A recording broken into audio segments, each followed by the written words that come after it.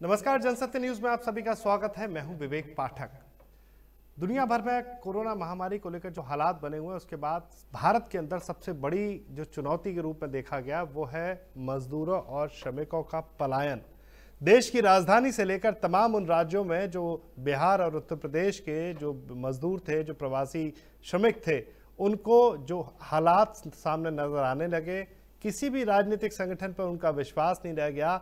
जब उनके पास कोई भी पब्लिक ट्रांसपोर्ट का ऑप्शन नहीं था, कोई ऐसा मौका नहीं था, उसके बाद उन्होंने कई दिनों की लंबी किलोमीटर्स की सड़क को सिर्फ अपने घर तक सुरक्षित पहुंचने के लिए इस्तेमाल किया। और पैदल ही पैदल कई मजदूर, अभी भी आज भी ये बदस्तूर सफ़र जारी है, जो अलग अलग राज्यों से सामने देखने को मिल रही हैं तस्वीरें।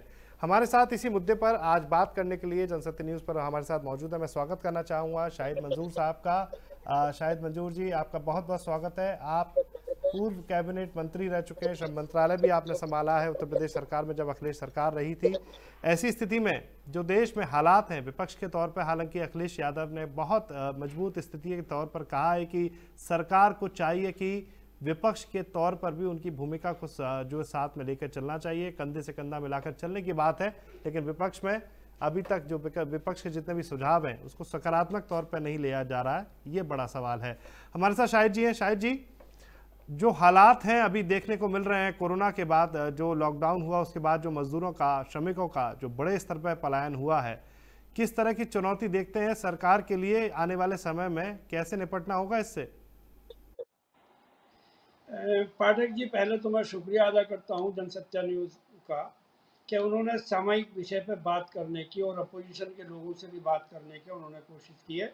मैं आपका शुक्रगुजार हूं और उम्मीद करता हूं कि आपके इस चैनल के माध्यम से जो मज़दूरों की समस्याएं और प्रवासी मज़दूरों की या लोकल मज़दूरों की जो समस्याएं हैं उन पर सरकार ध्यान देगी और कोशिश करेगी कि उन समस्याओं का निराकरण करे। जहाँ तक वर्तमान समय में कोरोना का ताल्लुक है, तो इसको अगर देखा जाए तो बेसिकली जब भी कोई नेता या कोई सरकार बगैर सोचे समझे कोई कदम उठाएगी या किसी भावना से वशीभूत होकर कोई कदम उठाएगी तो उसके कदम ठीक नहीं निकलने के। जिस दिन माननीय प्रधानमंत्री जी ने पहले दिन 3 दिन का लॉकडाउन किया था, उसी 3 दिन के लॉकडाउन के बाद में जब फिर ताली और थाली बजवाई गई तो निश्चित रूप से उससे कोई कोरोना का कोई समाधान नहीं निकला और ये समझा गया कि शायद हमने कोरोना की जंग को जो है वो जीत लिया है। लेकिन उसके बाद में वो 3 दिन का लॉकडाउन ख़त्म नहीं हुआ था और फिर अगले चरण का लॉकडाउन जो है वो देश में जो है वो लागू कर दिया गया। इस बीच में 18 दिन 15 दिन के बीच में जो मजदूर था, पहले तो वो ये सोचता रहा कि पहले चरण का ख़त्म होगा और हमें शायद हमारे घर जाने का या हमें यहाँ से निकलने का अवसर मिल जाएगा। बात है। सरकार को भी या सरकार को या सरकारों को भी ये चाहिए था कि इस 15 दिन में प्रवासी मजदूरों की जो स्थिति है उसको भांप लेते और उस समस्या का निराकरण के लिए सही तरीके से उनको ट्रांसपोर्टेशन का इंतजाम करते। लेकिन सरकार आंख पे हाथ धरे बैठी रही और आंख बंद करके इस समस्या के बारे में कोई सोचने का उन्होंने काम नहीं किया। कई जगह ऐसे उदाहरण सामने को आए, जैसे पता चला महाराष्ट्र में पता चला कि यहाँ से कोई ट्रेन लगेगी तो हजारों की तादाद में मजदूर वहाँ पर इकट्ठा हो गया। लेकिन उसके बाद भी आपने देखा होगा कि सरकार के कानों पर कोई जू नहीं होगी और उस तरफ को सोचने की कोई उन्होंने प्लानिंग नहीं करी। अब अभी वर्तमान में मैं परसों ही देख रहा था, हमारे यहाँ ब्रज घाट पर जो दिल्ली से मजदूर चले उसको ब्रज घाट पर रोक लिया गया। हापुड़ की पुलिस का कहना था कि आप आगे जाइए और उसकी अजले ज़िले की का कहना था पुलिस का कि आप यहीं रहेंगे, तो इसलिए ब्रज घाट पर उन विचारों को समस्या से जूझना पड़ा। अल्टीमेटली 2 दिन की दूसरे दिन सरकार के कान पर जू रहेंगी और उन मजदूरों को बसों के जरिए उनके गंतव्य तक पहुंचाने की कोशिश करी। अगर ये पहले से ही सोच लिया होता तो ये जो हजारों की तादाद में मजदूर पलायन कर रहे हैं और अपने घरों को पैदल जा रहे हैं, अपने छोटे बच्चों को लेके, माँ बाप को लेके, रास्ते की दिक्कत, पानी और बारिश की समस्याओं से जूझते हुए जो आगे कदम बढ़ा रहे हैं, शायद हजारों की तादाद में जो इनकी मौत हुई है मजदूरों की, शायद उस मौत से बच गया होता। बिल्कुल सही बात है। लेकिन शाहिद मंजूर जी, जिस तरह से अब उत्तर प्रदेश सरकार प्रवासी मजदूरों की वापसी पर अपनी पीठ थपथपा रही है, क्या आपको लगता है कि इससे जो हालात हैं मजदूरों के आने वाले समय में, लॉकडाउन और जो स्थितियां चल रही है कोरोना को लेकर, जो समय आने वाला है आर्थिक परिवेश में, क्या ये वाकई में इतना ही करना काफी होगा? दो भागों में आप देख लें। पहला चरण है इसी के लॉकडाउन में प्रवासी मजदूरों को जो आज की समस्या है, उनको रोटी की, पानी की समस्या है, उनके जीवन मरण का जो मसला प्रश्न बना हुआ है, पहले तो एक समस्या ये है। इसके बाद में आती है आर्थिक समस्या। इन मजदूरों का क्या होगा, इसको दो चरण में अगर आप बांटेंगे तो मामला क्लियर हो जाएगा। आज की समस्या सबसे बड़ी ये है कि फैक्ट्री बंद है, जो संस्थान है वो बंद है। इससे पहले ही जो आपने, क्योंकि आप एनसीआर में रहते हैं तो आपने देखा होगा कि जो आपका ये कंस्ट्रक्शन का जो काम है, ये टोटल काम पिछले 2 साल 3 सालों से बिल्कुल वो बंद पड़ा है। तो कंस्ट्रक्शन का काम चल नहीं रहा है, इंफ्रास्ट्रक्चर पर कोई काम नहीं हो रहा, जो बड़ी सड़कें हैं उन पर काम हो रहा है, और उन पर मजदूरों का काम नहीं, मशीनों से काम हो रहा है। तो एक तो समस्या ये है कि जो वर्तमान में मजदूर रोटी और पानी और रास्ते के सफ़र के लिए जो परेशान है, एक तो इस पर सरकार को विचार करना चाहिए, गंभीरता से सोचकर इसका निराकरण करना चाहिए। जब मजदूर घर से निकल के सैकड़ों सैकड़ों किलोमीटर पैदल चलता है, उसके बाद में सरकार को कहीं पता चलता है अखबार या टीवी चैनल के माध्यम से या सोशल मीडिया के माध्यम से कि क्या समस्या है मजदूर के सामने, तब सरकार कहीं ना कहीं कोई बस लगाती है, और वो भी आज ही अधूरी। तो सरकार पहले तो ये है कि ट्रांसपोर्टेशन का काम जो है वो परमानेंट करे। ये नहीं होना चाहिए कि कहीं की इत्तला मिल गई कि मजदूर वहाँ पर सड़क पे है, वहाँ बस भेज दी और फिर काम बंद कर दिया। एक तो ये। दूसरा ये है कि क्या सरकार उन मजदूरों की रोटी पानी की भी कोई व्यवस्था कर रही है, उनके सफ़र में जो दिक्कतें पैदा हो रही हैं, उनको पुलिस जो उनको लठा रही है और पीट रही है, तो क्या सरकार गंभीरता से इस बात पे सोचेगी कि उस मजदूर को भूखा मरने के लिए, या तो वो जहाँ पर रह रहा वहीं पर रहता रहे, और अगर घर से बाहर निकलता तो फिर पुलिस उसको लॉकडाउन के नाम पर उसको रोकती है, उसके साथ में ज्यादती करती है। बहुत सारी वीडियो ऐसी आई हैं सोशल मीडिया पे जिससे लगता है कि इन लोगों के साथ में ज्यादती हुई है। कई ऐसी भी वीडियो आई है कि जो लोग सफ़र में रास्ते में मर गए, या बहुत सारे ऐसी वीडियो भी देखने को मिली है कि साइकिल पे माँ पीछे बैठी है, बच्चे आगे बैठे हैं और बीवी पैदल चल रही है। तो और वो हज़ारों किलोमीटर का सफ़र तय करने की वो रास्ते में लगे हुए हैं। कहाँ दिल्ली और कहाँ झारखंड, इन सारे रास्तों में सारी समस्याएं आ रही हैं। यूपी के बहुत सारे ऐसे ज़िला हैं जहाँ से दिल्ली से और आपके पंजाब से, लुधियाना से, अमृतसर से कुछ लोग हमारे यहीं मेरठ से जो गुजरे हैं, उनकी भी लोगों ने वीडियो वायरल की है, मुलाकात भी की है। तो ये सब पे समस्या पर सेंट्रल गवर्नमेंट को भी और उत्तर प्रदेश सरकार और प्रदेशों की सरकारों को भी गंभीरता से विचार करना चाहिए। इससे काम नहीं चलेगा कि कोई प्रदेश की सरकार अगर कहीं अपोजिशन की सरकार है तो ये लांछन लगा देना कि सरकार हमें सहयोग नहीं कर रही। जहां सरकार तुम्हारी है वहां तो स्थिति को आप संभालो। जो सबसे बड़ा आप कहिए कि मजदूरों के लिए जो हब बना हुआ है वो एनसीआर है, सारा मजदूर यहाँ से पलायन कर रहा है, इसको रोकने की कोई प्लानिंग तो करो। जब तक मजदूर को शायद रोटी नहीं शायद मिलेगी शायद मंजूर जी, ये जो कमेटी जो गठित की है, जो कमेटी गठित की है इन्होंने, जो मजदूर, जो प्रवासी मजदूर वापस लौट के आए हैं, सरकार ने कमेटी जो गठित की है जिसमें कि कह रहे हैं कि अब किसी तरह से भी जो मजदूरों के लिए जो आय के स्रोत हैं वो अवसर जो है वहीं उनके प्रदेश में ही, अब उत्तर प्रदेश में जो है सर्जित किए जाएंगे। एक जो मंडल स्तर पर जिला स्तरीय कमेटी भी इस पर जो ऑब्जर्व करेगी और वहां पर अब इसके ऊपर जो है मजदूरों के लिए रोजगार उत्पन्न किया जाएगा। क्या ये कारगर होता है, आपको जो है दिख रहा है? नहीं, अगर कोई बात कही जाए तो वो लगता है कि मैं अपोजिशन से ताल्लुक रखता हूँ, समाजवादी पार्टी और आदरणीय अखिलेश जी की टीम में हम लोग हैं, इसलिए हम ये बात कर रहे हैं। मसला ये नहीं है। हमें एक इंसान होकर सोचना चाहिए, और इंसान होकर सोचने पर अगर हम सोचें तो हमें देखना पड़ेगा कि पुराना जो इतिहास है, जो इनकी घोषणाएं हैं, जो इनके वादे हैं, उन पर ये कितना कारगर हुए। जब 6 साल की सरकार में, सेंट्रल गवर्नमेंट में जो रोजगार देने का वादा किया गया था, जिस मुद्दे पर चुनाव लड़ा गया था और ये कहा गया था कि प्रतिवर्ष 2 करोड़ युवाओं को रोजगार दिए जाएंगे, बजाय रोजगार देने के जब वही घोषणा पूरी नहीं हुई, और बजाय रोजगार देने के और रोजगारों को खत्म कर दिया गया। पलायन की स्थिति तो तभी बनी है। तो अब अब इनकी उस कमेटी बात का तो ये है कि रोजगार कब युवाओं निपटाया की जाए? बात नहीं है, बात यहाँ हो रही है अब जो मजदूर जो अपने घर पर पहुंच गए हैं, भैया मजबूरी थी, यहाँ पर सुरक्षा नहीं था, खाने के लिए रोजगार की स्थितियां नहीं थी, लेकिन अब घर पे भी पहुंच के वो भूखा भूखा थोड़ा ना मरेंगे। सरकार की जिम्मेदारी होगी, तो उसमें आप चूंकि जब जब श्रम सरकार मंत्री शुरू से रहे ये हैं, कर रही है कि आपकी मजदूरों के खाने का आप इंतजाम श्रम करेंगे। मंत्री रहे हैं अपने अखिलेश सरकार में, तो आपका क्या सोचना है कि कोई इस तरह का एक एजेंडा सेट करके सरकार को कोई कदम उठाने होंगे? मेरा एक कहना ये है कि जब सरकार पहले दिन से ये घोषणा कर रही है कि हम उनको वहीं खाने पीने का इंतजाम करेंगे, जब वो वहीं पर भूखे रह गए तो इनके वादों पर क्या एतबार किया जाए? जहां पर उनको भूखे रह के हजारों हजारों किलोमीटर जो पैदल चलने पर मजबूर हो गए और उनको रोटी पानी का इंतजाम सरकार नहीं कर पाई, तो उनके किस वादे पर, उनकी किस कमेटी पर भरोसा किया जाए? मैं तो समझता हूँ कि ये सब वही फर्जी घोषणाएं हैं। रोजगार कहाँ से अवसर प्रदान करेंगे? क्या रियल एस्टेट को उभारने की कोशिश करेंगे? क्या बाजार में जो मंदी है उसको दूर करने की कोशिश करेंगे? क्या जो फैक्ट्री मालिक हजारों हजारों करोड़ रुपए लेके जो यहाँ से कैपिटलिस्ट और इंडस्ट्रियलिस्ट पैसे लेके भाग रहे हैं, क्या उनको वापस ला के उन फैक्ट्रियों को दोबारा से चलवाने की कोशिश करेंगे? रोजगार के अवसर कहाँ से प्रदान कर देंगे ये?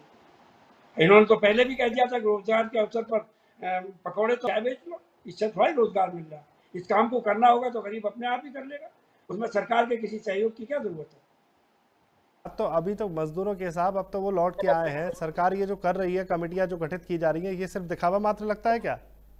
मुझे लगता यह है कि जब पहले चरण में इन्होंने अपनी बात को पूरा नहीं करा, तो ये कमेटी क्या हल निकालेंगी? और कमेटी का रिजल्ट जो कब आएगा? उत्तर प्रदेश की जब हमारी सरकार थी तो कंस्ट्रक्शन मजदूरों के लिए सरकार ने अनेकों योजनाएं चलाई थी। जैसी ये सरकार आई है, उन मजदूरों की तमाम उन योजनाओं को बंद कर दिया गया। तमाम मजदूरों को हम लोग साइकिल देते थे, रजिस्टर्ड मजदूर थे, उस योजना को इन्होंने बंद कर दिया। बेटियों की शादी में 51,000 रुपए हम लोग नकद देते थे, उस योजना को बदल के इन्होंने सामूहिक विवाह की योजना में लागू कर दिया। मैंने मजदूरों के घर में लाइट लगाने का काम शुरुआत की थी, सोलर ऊर्जा, वो इन्होंने बंद कर दी। वह 60 साल की उम्र में पेंशन देने की स्कीम बनाई थी और हमने देनी शुरू करी थी 1,000 रुपए पर मंथ, इन्होंने उस स्कीम को बंद कर दिया। कोई मजदूरों के लिए उत्तर प्रदेश में एक योजना ये आज अगर चला रहे हो तो बताएं। जो नहीं तो पुरानी योजना है उनको भी कट करके मजदूरों के हक को मारा जा रहा है। और अभी लेकिन तो इन्होंने ये शायद घोषणा साहब, की है कि मजदूरों के अकाउंट में 1,000 रुपए जा रहे हैं। तो पहली बात तो ये है कि वो तो मजदूरों का ही पैसा है। जो पैसा सेस के जरिए मजदूरों के फरार बहबूद के लिए, उनके उत्थान के लिए जो पैसा इकट्ठा हो रहा, उसी में से तो वो पैसा जा रहा है। उत्तर प्रदेश के खजाने से थोड़ा ही, वो तो मजदूरों का पैसा है। सेंट्रल गवर्नमेंट और बल्कि का नहीं है, बल्कि सुप्रीम कोर्ट के अधीन वो योजनाएं चलती हैं, वहां से उस पैसे का बंटवारा हो रहा है मजदूरों के लिए।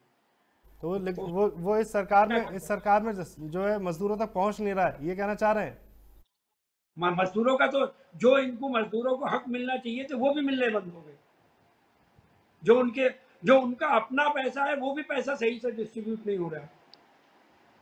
तो ऐसी स्थिति में शाहिद साहब की ये मैं जानना चाहता हूं कि जब आप, चलिए ये तो बहुत बड़ी बात है आप जो बता रहे हैं, अगर आपकी योजना जो आपके सरकार के समय पर थी अगर उसको बंद किया गया, उसका नुकसान खामियाजा मजदूरों के लिए ही है। लेकिन अभी जो हालात है, क्या इसमें आर्थिक परिवेश के तौर पर देखा जाए तो स्पेशल फंडिंग का कोई सरकार को कदम उठाना चाहिए? और जिस तरह से जो, अगर विपक्ष के नेता के तौर पर अगर आपकी तरफ से कुछ सुझाव अगर इस पर जा सकता हो तो वो क्या होगा आर्थिक परिवेश में? नहीं, सरकार तो अपोजिशन के लोगों को तो आदमी नहीं मानती। अपोजिशन के सुझाव कहाँ मानती है? अगर अपोजिशन के सुझाव को मान लिया होता तो बहुत पहले ये बात जनवरी में आ गई थी कि कोरोना भयंकर बीमारी लेकर आ रही है और इससे सचेत हो जाना चाहिए। लेकिन सरकार ने माना कहाँ अपोजिशन की बात को? सरकार तो अपनी प्राथमिकता पे काम करती रही और उनकी प्राथमिकता थी कि कैसे जो है वो अपने आकाओं को खुश करने के लिए अमेरिका से यहाँ बुलाया जाए और उनको कैसे महिमा मंडित किया जाए। ये बात किसने सोच के दी कि ये महामारी का रूप विकराल रूप धारण करेगा? और आपके इस माध्यम, टीवी चैनल के माध्यम से मैं आपको ये बताना चाहता हूँ कि 3 जगह पर जो है वो अमेरिका के राष्ट्रपति आए हैं। पहली जगह आई वो महाराष्ट्र में आए, सबसे ज्यादा महामारी का शिकार वो दिल्ली बम्बई है। दूसरी जगह अहमदाबाद है, दूसरी सबसे बड़ी महामारी हिंदुस्तान में गुजरात में अहमदाबाद में है। और उत्तर प्रदेश में सबसे बड़ा जो महामारी का शहर है वो हमारा आगरा है, वहां भी वही आए हैं। ये लोग आए और यहाँ पर सरकार तो उनकी ताली और थाली पीट के जो कोरोना को भगाने में लगी रही। सरकार ने कहाँ सोचा गरीब के लिए। बात तो ठीक है, लेकिन शायद साहब ये क्या मतलब ये कहना चाहिए कि जो डोनाल्ड ट्रंप आके यहाँ पर जो है भारत में कोरोना दे गए? नहीं तो और कहां से आ गया ये? अगर विदेश से नहीं आया तो ये कहां से आया? तबलीगी जमात से भी आया है तो वीजा किसने दिया? सरकार ने दिया। जब WHO ने ये कह दिया था कि कोरोना की महामारी फैलेगी और गंभीरता से इसको लेना चाहिए, तो क्यों इन्होंने वीजे इशू करे? इनको पहले वीजे नहीं इशू करने चाहिए थे। और जब ये महामारी फैल गई थी तो इनके संज्ञान में होना चाहिए था कि कौन विदेशी और जमात के नाम पर या किसी दूसरे नाम पर कौन विदेशी हिंदुस्तान में है और कौन आ रहे हैं, क्यों नहीं इन्होंने जांच कराई? अच्छा चलिए, शाहिद साहब मैं आपसे पूछना चाहता हूं कि आखिर ये जो पलायन हुआ है इतने बड़े जो स्तर पे, उसके लिए सबसे बड़ा कारण क्या मानते हैं आप? सरकार की वो नीति जो मजदूरों के हक में नहीं है, वो तमाम नीति पलायन के लिए लोगों को मजबूर कर रही है। जब रियल एस्टेट डूबी तभी भी इनको सोचना चाहिए था कि आखिर ये कंस्ट्रक्शन से जुड़ा हुआ मजदूर रोटी रोजी से मजबूर हो जाएगा, ये कहाँ जाएगा। लेकिन कभी इन्होंने पलट के नहीं देखा कि ये रियल एस्टेट को उभारने की और उससे बचने की और उसको आगे बढ़ाने की काम करते। इन्होंने कभी पलट के नहीं देखा। वो मजदूर हजारों हजारों की तादाद में वो छटनी होती रही और वो अपने घरों को जाता रहा। नोटबंदी के बाद में जो भयंकर स्थिति बनी थी मजदूरों की और उनके पलायन की, तभी भी इनको सोचना चाहिए था। इन्होंने उसके बाद भी कोई ध्यान नहीं दिया। ये मरज बढ़ता गया और अब लॉकडाउन में ये चरम पर पहुंच गया। इंडस्ट्री बंद है, कारोबार बंद है, मजदूर को तनख्वाह मिल नहीं रही है, खाने का इंतजाम हो नहीं रहा। वो बेचारा कब तक रहे, उसके लिए सरकार कुछ सोच नहीं रही। सरकार के तमाम दावे रहे शाहिद जी, सरकार के तमाम दावे रहे, लोगों से कहा भी गया कि आप जहां हैं वहीं रहें। अरविंद केजरीवाल दिल्ली में चिल्लाते रहे, लेकिन क्या ये मान लिया गया, क्या ये मान लेना चाहिए कि मजदूरों को अब देश के सिस्टम पर और देश के नेताओं पर विश्वास नहीं रहा? जो वर्तमान स्थिति है, जब तक ये इस बात को बहाल नहीं करे जाएगा, यही माना जाएगा कि मजदूरों का और गरीब आदमी का, ये किसानों का और मजदूरों का इस सरकार को कोई ख्याल नहीं है जी। न प्रदेश सरकार को ख्याल है, न सेंट्रल गवर्नमेंट को कोई ख्याल है। मैं दावे के साथ कह सकता हूँ, सेंट्रल गवर्नमेंट वाला ऐलान कर रही है कि हम किसानों के लिए 2-2 हज़ार रुपए जो है 5 एकड़ से नीचे के मजदूर किसान को हम भेज रहे हैं। लेकिन मैं आपके टीवी माध्यम से दावा कर रहा हूँ कि इनका ये वादा जो है ये खोखला है और झूठा है, क्योंकि छोटे मोटे हम भी किसान हैं। अगर पैसा आना था तो सारे किसानों के खाते में आना चाहिए था। जो 5 एकड़ से नीचे का किसान है उसको 2,000 रुपये प्रति महीना आना चाहिए था, लेकिन सरकार दावा कर रही है और पैसा आ नहीं रहा है। तो इसीलिए विश्वास खत्म हुआ, यही कारण है कि जिसकी वजह से मजदूरों ने अपने स्तर पर ही पलायन किया। मजदूर क्या करे, कब तक भूखा रहे? पहले 15 दिन उसने विश्वास किया कि शायद लॉकडाउन खत्म हो जाएगा। दूसरे चरण का आया, उसका बांध टूट गया। 15 दिन के बाद ही महाराष्ट्र से सोलापुर और दूसरी जगह से जो वो आपके आ गई थी पिक्चर और तस्वीर और वीडियो आ गई थी कि किस तरीके से वहाँ ये लगा के ट्रेन जा रही है और लोग हजारों की तादाद में इकट्ठे हो गए। तो ऐसी स्थिति में आज जो हालात हैं शाहिद जी, मैं ये जानना चाहता हूं कि लॉकडाउन के बाद जब स्थितियां नॉर्मल होना शुरू होंगी, कोरोना से हम कुछ हद तक निपटना शुरू करेंगे, तो उसके बाद ये जो निर्माण कार्यों को जो चुनौती होगी उससे कैसे निपटा जाएगा? क्योंकि मजदूर तो अभी अब मुझे लगता नहीं है कि अब वो अपने घरों से तुरंत ही निकल के बाहर आ जाएंगे और फिर से रोजगार काम करने के लिए जो है बाहर रहेंगे। पाठक जी, आप पिछले कई महीनों का, सालों का आप रिजल्ट उठा के देखिए। पलायन इसकी कोरोना की स्थिति ये तो अब आई है, लेकिन पिछले 4 साल 5 साल में मजदूर की जो हालत है, अगर गंभीरता से सरकार इसको सोचती तो शायद ये पलायन की स्थिति नहीं बनती। मजदूर तो जूतों करके उन शहरों में अपना पेट पालने के लिए रह रहा था। कारोबार बंद थे, कंस्ट्रक्शन बंद है, जो सड़क का के छोड़ के अलावा बाकी सारे काम बंद थे। सरकार ने उसको गंभीरता से नहीं लिया और लोग अपने अपने जिलों को, अपने अपने प्रदेशों को पहले ही जाने शुरू हो गए थे। जो किसी तरीके से अपना इस उम्मीद में कि आज नहीं तो कल बात बनेगी, उनका सबका धैर्य जो है वो तोड़ दिया इस कोरोना की बंदी ने, इस लॉकडाउन ने तोड़ दिया। सरकार की भी सरकार तो को जिम्मेदारी थी, सरकार की जिम्मेदारी क्यों नहीं और निभाई गई? मेरा एक ये भी मांग है आपके इस माध्यम से, चैनल के माध्यम से, मैं सरकारों से, इस उत्तर प्रदेश की दोनों सरकारों से मांग करना चाहता हूँ कि जो देश के दुनिया के इकोनॉमिस्ट हैं उनको भी सरकार अपनी मनमानी ना करे, अपने ही लोगों को जो इकोनॉमिस्ट हैं उन्हीं से राय न ले, बल्कि देश के तमाम उन इकोनॉमिस्ट से जिनका पूरा जीवन इसी में गुजर गया, उन सबको बिठावे, उनसे बात करके ऐसी रणनीति बनावे जिससे मजदूरों का भी भला हो, देश का भी भला हो और ये देश आगे को तरक्की। सरकार के तो नुमाइंदे कह रहे हैं कि जो विपक्ष हैं, जो आप मतलब समाजवादी पार्टी की बात करें, कांग्रेस की बात करें, तो तमाम ऐसे विपक्ष में जो लोग बैठे हैं वो आए और सुझाव दें, वो तो तैयार है, लेकिन कोई वो ये आरोप भी लगा रहे हैं कि कहीं जो सरकार के जो सामने जो विपक्ष अपनी बात रखना नहीं चाहता, सिर्फ फोटो खिंचाने की बात आती है, कुछ एक पैकेट जो है दान कर दिए जाते हैं, लेकिन सुझाव के नाम पर विपक्ष के हाथ में, विपक्ष की तरफ से कुछ अभी सामने नहीं आया। खासतौर से समाजवादी पार्टी का जब स्टैंड आया, अखिलेश यादव ने विशेष सत्र बुलाने की बात की, उसके बाद तो ये कहा गया कि विशेष सत्र बुलाने की अभी जरूरत क्या है, आप सुझाव तो ऐसे भी दे सकते हैं। जब अपोजिशन की बात को नेताओं को यही कह के टाल दिया जाए, जब देश की अपोजिशन के नेता ये कहेंगे कि कोरोना एक भयंकर बीमारी आ रही है, उसको नहीं माना जाएगा, हंसी और मजाक में उड़ा दिया जाएगा, जब उत्तर प्रदेश या किसी दूसरे प्रदेशों में या हमारे प्रदेश में हमारे राष्ट्रीय अध्यक्ष जी ने ये मांग करी कि इसको बुला के असेंबली में जो है उसको डिस्कस कर लिया जाए, उसको कह दिया जाएगा कि अभी आवश्यकता क्या है। जब अधिकारियों के बलबूते पर सरकार चलेगी, अपने मंत्रियों से भी नहीं सुझाव लिए जाएंगे, उनकी भी नहीं मानी जाएगी, जनप्रतिनिधि सारे टीवी और सोशल मीडिया पे सारे जनप्रतिनिधि शिकायत कर रहे हैं कि हमारी बात नहीं सुनी जा रही, तो क्या सुझाव, जब अपनी पार्टी के लोगों के सुझाव नहीं मान रहे तो अपोजिशन के क्या सुझाव मानेंगे। और मैं इनको सुझाव दे रहा हूँ, मैंने उत्तर प्रदेश सरकार में रहते हुए 10 रुपये प्रति मजदूर को खाना खिलाने की मैंने योजना शुरू करी थी, इन्होंने क्यों बंद कर दी। अगर वो योजनाएं चलती हुई होती और उनको और आगे 3 जिलों की जगह और जिलों में भी बढ़ाया गया होता तो शायद मजदूरों के लिए समस्या, जो रजिस्टर्ड मजदूर हैं, शायद उनके लिए समस्या ना आती जी। मैंने प्रत्येक मजदूर को 10% पे पूरे महीने का भोजन देने की योजना बनाई थी, सूखा भोजन। आखिर उन्होंने उसको आगे को क्यों नहीं बढ़ाया। यही जो आज हमारे प्रमुख सचिव हैं उत्तर प्रदेश के, तिवारी जी, ये मेरे प्रमुख सचिव होते थे जो आज मुख्य सचिव हैं, इन्हीं के जमाने की बनी हुई योजना थी। मैं ये सवाल कर रहा हूँ कि इसमें मंशा क्या लगती है आपको सरकार की, जो इस तरह से आपके समय में जो स्थितियां चल रही थी मजदूरों के लिए, जो लाभकारी योजनाएं थी, उनको बदलना और बंद करना, उनका मकसद क्या है, मंशा क्या लगती है उसके पीछे।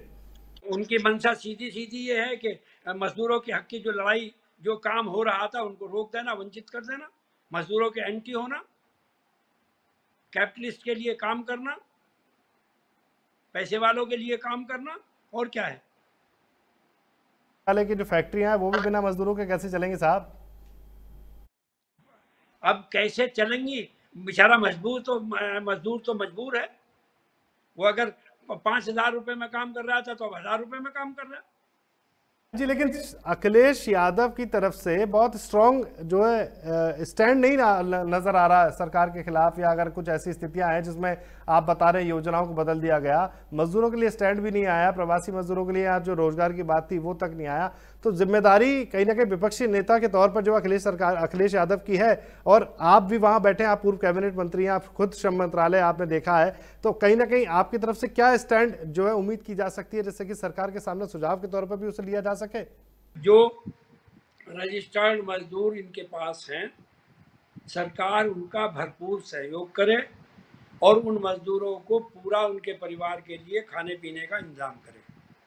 इनके पास पैसा है, मैंने अपने ज़माने में काफ़ी पैसा मैं छोड़ के आया था, वो अभी इस्तेमाल नहीं हुआ है। एक तो हो गया रजिस्टर्ड मजदूरों के लिए, और जो कंस्ट्रक्शन से दूसरे जुड़े हुए दूसरे मजदूर हैं जो रजिस्टर्ड नहीं है, सरकार उनको अलहदा से एक पैकेज दे, जिसका सरकार ने ऐलान भी किया है, जिनका माननीय प्रधानमंत्री जी ने जो ऐलान किया है उस योजना को लागू करें। बात सिर्फ योजनाओं के भाषण से नहीं काम चलेगा, भाषणों को जमीन पर उतारने का, कार्य योजना बना के गरीबों तक पैसा पहुंचाने से काम चलेगा। उसे उसे ज़मीन पर पहुंचाने की ज़रूरत है, जनता के हाथ तक पहुंचने की ज़रूरत है, तभी उसका असर दिखेगा। तो गरीबों में विकराल रूप धारण कर गया भूख का, इसका छुटकारा तभी होगा जब सेंट्रल गवर्नमेंट और उत्तर प्रदेश गवर्नमेंट इसको गंभीरता से अगर लेगी तो बात छुटकारा होगा, अन्यथा तो गरीब की तो स्थिति दिन पे दिन और ख़राब होती चली जाएगी। जी शायद मंजूर जी, चलते चलते मैं आपसे बस सिर्फ इतना जानना चाहता हूं कि जनसत्य न्यूज़ के दर्शकों के लिए खास तौर से जो हालात हैं कोरोना को लेकर, जनसत्य न्यूज़ के दर्शकों के लिए आप क्या संदेश देना चाहेंगे?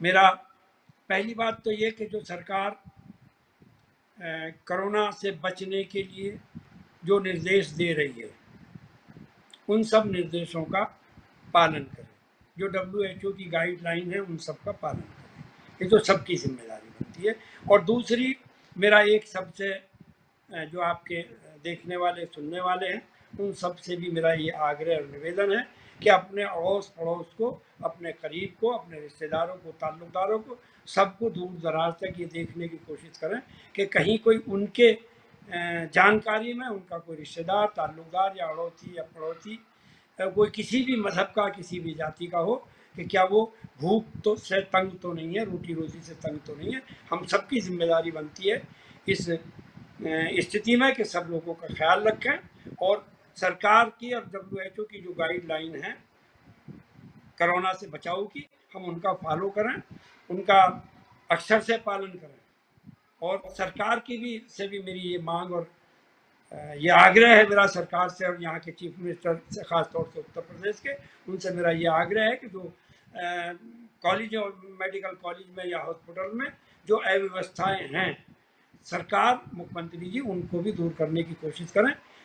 मेरठ में मैं रह रहा हूँ, रोज़ाना ये सोशल मीडिया और मीडिया में ये बात आ रही है कि यहाँ लोगों का इलाज भी ठीक तरीके से नहीं हो रहा। तो मैं अपने साथियों से भी सबसे मेरा आग्रह है और सुनने वाले और देखने वालों से भी कि ख्याल रखें कि कोई आदमी भूख से ना मर जाए। बहुत बड़ी बात है। शायद मंजूर जी, आपने बहुत महत्वपूर्ण समय दिया जनसत्य न्यूज़ के दर्शकों के लिए। जनसत्य न्यूज़ पर सरकार के कार्यों की समीक्षा भी की, साथ ही साथ विपक्ष के नेता के तौर पर भी आपने सही सवाल उठाए हैं जो लगता है कि सरकार तक पहुंचेंगे और इस पर सार्थक पहल के और सकारात्मक पहलू के साथ मजदूरों के लिए और श्रमिकों के लिए जो है सरकार कुछ एक बदलाव और फैसला ज़रूर लेगी। बहुत बहुत शुक्रिया शाहिद जी आपका, आपने जनसत्य न्यूज़ से लिए बातचीत की, बहुत बहुत शुक्रिया आपका। तो ये थे हमारे साथ जनसत्य न्यूज़ पर बात कर रहे थे शाहिद मंजूर, जो पूर्व सरकार यानी अखिलेश सरकार में कैबिनेट मंत्री भी रहे, श्रम मंत्रालय इन्होंने संभाला। तो जो हालात हैं देश में मजदूरों के पलायन और जो कोरोना महामारी के समय जो मजदूरों के लिए स्थिति, रोजगार को लेकर जो चुनौतीपूर्ण है, उस पर शाहिद मंजूर ने साफ तौर पर सरकार के ऊपर एक सवाल दागा। और यही सवाल कि आखिरकार जो लाभकारी योजनाएं थी, अगर उनको ही जारी रखा जाता तो मजदूरों के सामने इस तरह की स्थितियां चुनौतीपूर्ण बन के नहीं आती। और जो मजदूरों ने विश्वास जो खोया है, मजदूरों का जो विश्वास खोया है राजनीति को लेकर, राजनीतिज्ञों को लेकर, शायद यही कारण है जिसकी वजह से सरकार के तमाम दावों के बाद भी मजदूर अपने घर की तरफ पैदल ही सड़कों पर वापस पहुंच के जा रहा है। ये बड़ा सवाल है। हालांकि अब सरकार को महत्वपूर्ण और सार्थक प्रयास करने होंगे मजदूरों के हितों के लिए, उनके लिए एक आर्थिक नीति पर एक विचार विमर्श, सिर्फ बात नहीं करनी है, उन तक वो उन लाभकारी योजनाओं का जो फ़ायदा पहुंचना चाहिए, ज़मीनी स्तर पर भी उनका जो है लाभ मिलना चाहिए मजदूरों को, ये बहुत ज़रूरी है। ये सारी बातें शाहिद मंजूर ने आज हमारे साथ जनसत्य न्यूज़ पर की है। अगर आपको हमारा ये विशेष कार्यक्रम पसंद आया हो तो आप इसे लाइक और फॉलो करना ना भूलिएगा। साथ ही साथ आप जनसत्य न्यूज़ को फेसबुक पर लाइक और फॉलो कर सकते हैं। यूट्यूब पर आप हमें यानी कि जनसत्य न्यूज़ को सब्सक्राइब भी कर सकते हैं। तब तक के लिए मुझे दीजिए इजाज़त। नमस्कार।